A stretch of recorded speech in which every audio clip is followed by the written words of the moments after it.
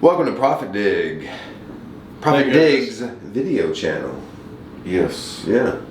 And or podcast. It just depends on what we end up using material for. All of it. But we're here for you across the airwaves through the fiber optic cables running beneath your street. Yes. Yeah. That is it. That's right. Hey guys, and also, Monday the 26th, we've got a guest speaker coming up on our podcast, Michael Yates.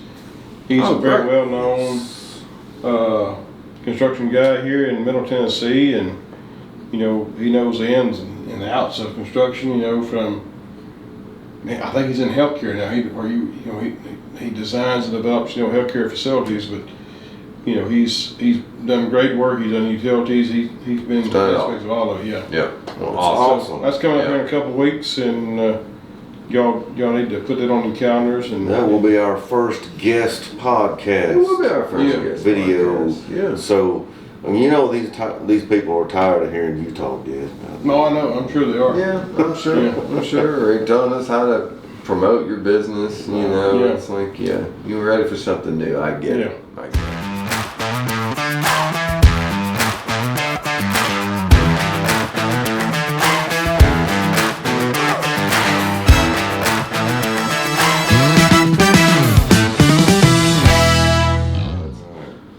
That's good to hear. Well, that's awesome. Well, while you're here, like our channel. Yes. Yep. Use the bucket of your heavy equipment and smash that like button. Like, subscribe, leave us a comment, man. Leave us a comment. Y'all got some That's questions? great. I know. We want to hear them. Our man here, Jeff Spencer, is an expert and will answer your questions. He will. To the best of my ability. To the best of his your ability. That's right. That's right. Yep. And if you are not satisfied with that answer and want more, we'll set up some sort of consulting agreement with you. Either that or I'll make something up. Yeah. Oh me. Well, that's awesome. Well, Jerry, Jeff, good to see you guys as always. We left off last time. We did. You'd asked me a question. Yeah, we were talking about all sorts of things. When you get to that piece of land you're about to develop, what are we in for here? How do I get it right in my bid? Lots of questions that have to be answered there. And we covered a lot of topics, but one thing we haven't discussed, Jeff, and I don't know if we've ever discussed this, and it's actually extremely crucial to the bid process, and that's noise pollution. Yeah. Talk about that. Well, like here in Middle Tennessee, downtown Nashville, downtown Franklin, Williamson County, we have noise ordinances in place. Mm-hmm. So it's like, especially in Franklin, more so than Nashville. But like in Franklin, a lot of times, certain areas, you can only start your work at like 9 o'clock a.m. 9 a.m. Yeah. And then you have to be finished by 3 or 3:30 p.m.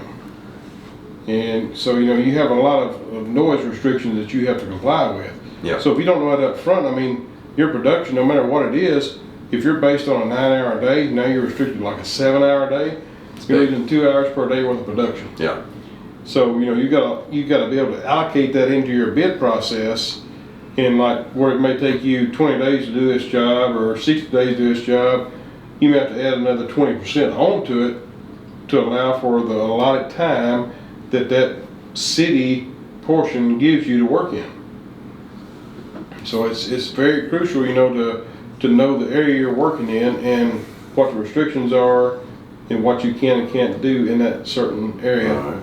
Well, that portion of the job. So like I asked last time, if I'm a contractor bidding with the GC in some area that I don't know, is he going to tell me stuff like that, or do I need to, like, how do I know that kind of thing? Well, if you haven't worked in this area before, anytime you're in like a restricted area as far as a city or downtown area, those are questions that you're going to have to bring forth yourself, because it may be in the specs, but in all reality, like specs, depending on the project and who the designer is and everything else, those specs can range, quite a bit. Yeah. And of course, the city specs are in there, but who knows where to look for them at. So if you have some reserve or questions, be sure to be up front, like, hey, what's a noise ordinance in this area?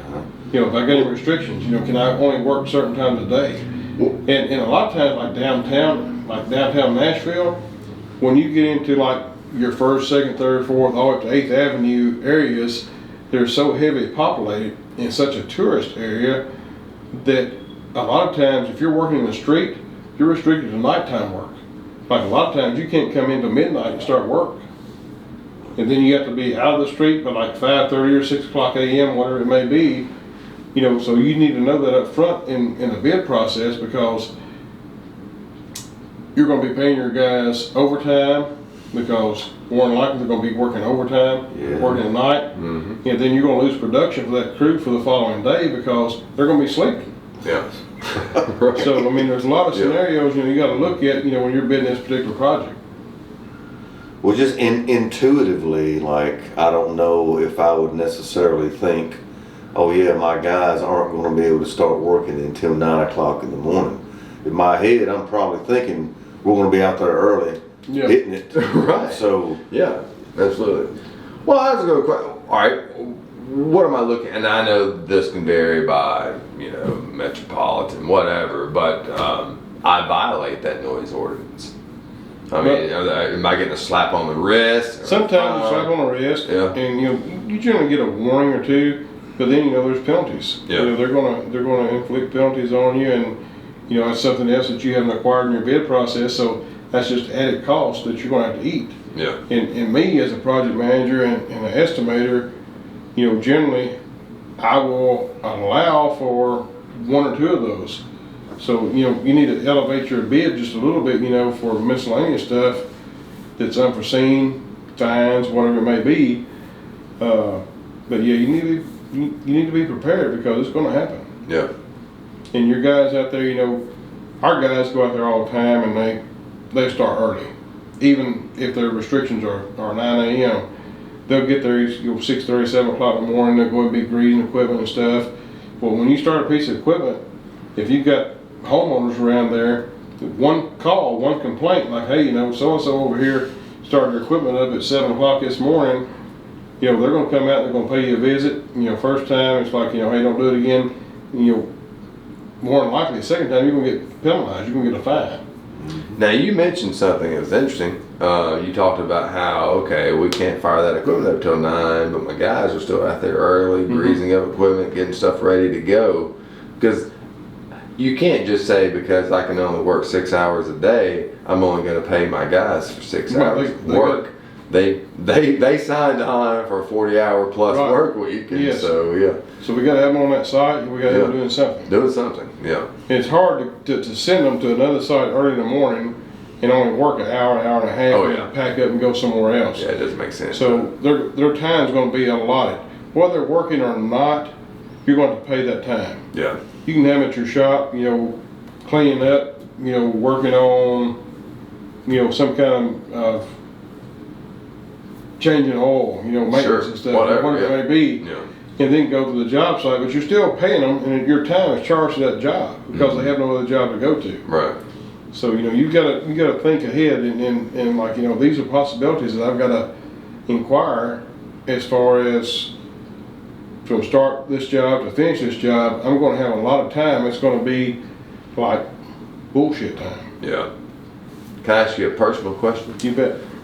Let's think back. You've been in this business a long time, but obviously, like anyone in any profession, you had to learn. I'm sure you had to make a few mistakes along the way. Oh, yes, sir. Thinking back from the very beginning, did you ever get burned by that? Yes. Several times. Just by not doing my homework, just by looking at a job and like, hey, I can get my guys in here, even though it's a restricted area, I can get my guys in here and they can do this job in 90 days. And thinking I could fudge a little bit on here, a little bit here and there. Yeah. But the fudging was irrelevant. I mean, it's like, no, this is what you're going to do. You're going to do this, you're going to be penalized. Yeah. And so it's, you know, it did come back to cost me in the long run. You know what I mean? So it's a real thing. A few $1,000, yeah. Oh, there you go. Yeah. Yeah, and early on in your career, that's a downer of a day, you know? Well, and, you know, it's you think you learn your lesson, but it's like, you know, next job similar, I tried it again. Try it again. Yeah. Sure. And but you know, I was what I call job hungry. You know, it's like I wanted more work. All right. So I would go into these projects thinking, you know, hey, I can slide by, I can ease by, but we weren't able to. Right. To analyze. Yeah. Well, that's the only way to learn. Yeah.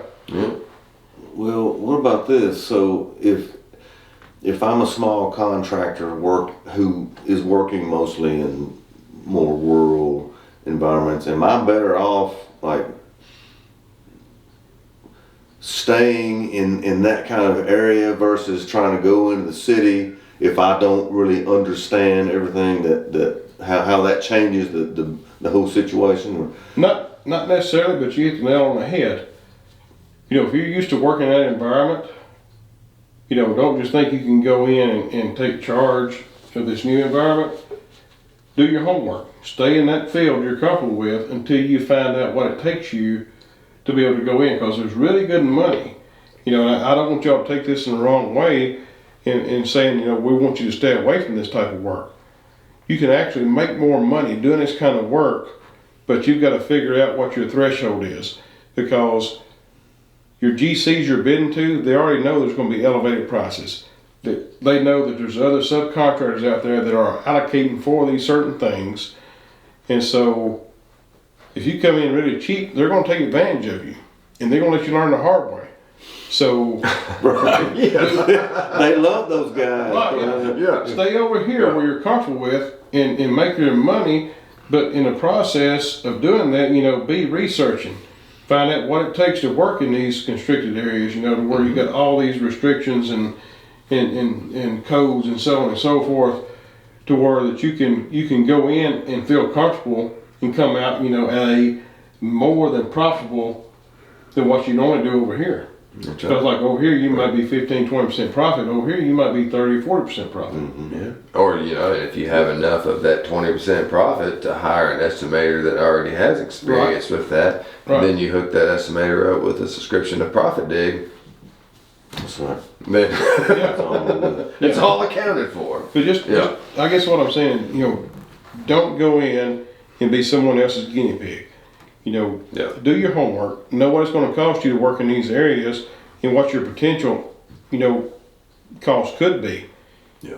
Don't be ashamed or afraid to put in contingency, because this is going to happen, that's going to happen. When you're working in these constricted areas, there's always unforeseen costs that's going to come up. Yeah. Have that allocated in your bid. Yeah. Whether it be public or not, you know that, hey, I'm covered. Mm-hmm. Well, and not wait till the end of the project to learn that. Right. Use ProfitDig. If you don't like ProfitDig, use something else, but something that will show you early on in the job where you're going wrong. Right. Because odds are you're already in the process of bidding the next job. Yes. So there's no reason why you should make that mistake again. But, and the best thing about using a job costing application is you've got records.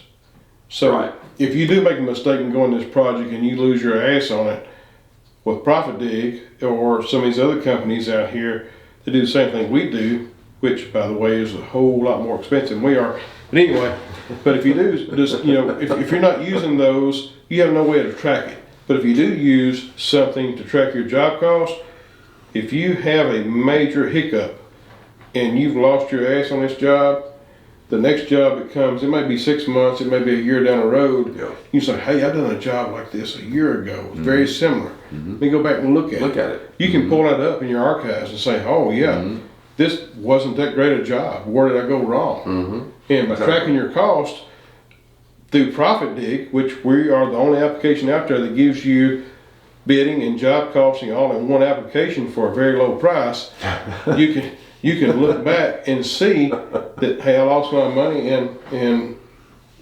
labor. I lost my money in equipment. Well, Right. you know, that's the thing. If you are going to be in business for yourself, you're going to take some whoopings. That's Yeah. I'm still getting whooped, still trying to figure it out. But Yeah. you know, Sure. the thing is, you just need to learn from those whoopings and do That's better next time. Which That's is what kinda the idea. ProfitDig lets you do. Exactly. Yeah. It's pretty cool. Mm-hmm. Well, I'm gonna cut us off, guys. All right, man. Awesome. Thank Good you, Jared. conversation. Yeah, man. Awesome Thank y'all. conversation. Thank you, Jared. Thank Visit you, us at guys. ProfitDig.com. Thank you. We'll see you next time. Subscribe or like or whatever, something. All of the above. Yeah. Yes. See y'all. See you next time.